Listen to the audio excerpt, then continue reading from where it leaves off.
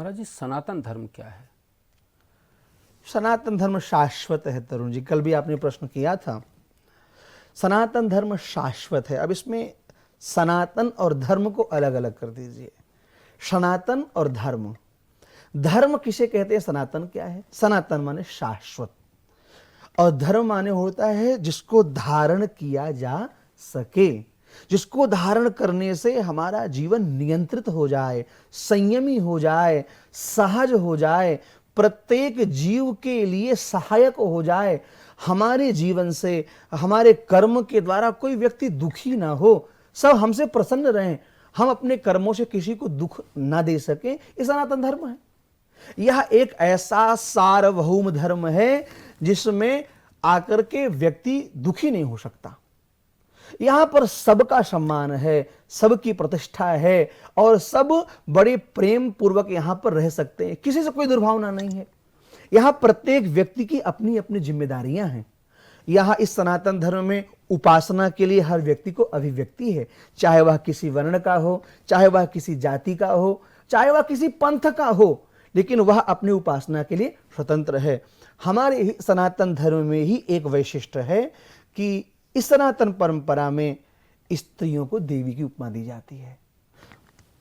अन्य पंथों में, अन्य मजहबों में भी स्त्रियां हैं ना, पर क्या जैसा सम्मान सनातन धर्म में माताओं का है, क्या ऐसा कहीं पर है क्या?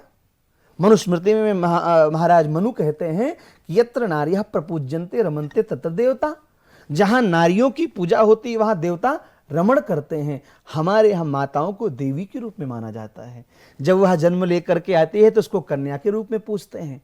जब वह बड़ी होती, जब विवाह करते हैं तो विवाह के मंडप में कोई पिता अपनी कन्या का दान नहीं करता है, तो क्या वो लक्ष्मी का दान करता है। किसको? विष्णु स्वरूप वराय कन्या, लक्ष्मी स्वरूपिणी कन्या, अर्थात विष्णु स्वरूप वर को लक्ष्मी स्वरूपिणी कन्या का दान करता है। वहां भी अपनी कन्या का पूजन करता है।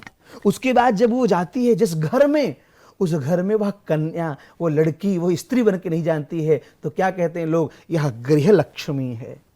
हमारे घर में आई जो गृह लक्ष्मी है, वहां उसका लक्ष्मी के रूप में सम्मान होता है।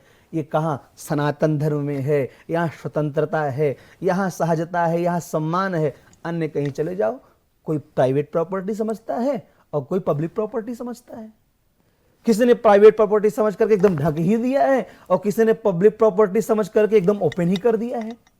ये सनातन धर्म है जो संयमित है, जो संतुलित है, जो महाराज हजारों वर्षों से आक्रांताओं के आक्रमण होने पर भी आज भी अडिग है, अभेद्य है, और खड़ा है, खड़ा रहेगा, और खड़ा था। सनातन धर्म को ना कोई मिटा पाया है, ना कोई मिटा पाएगा।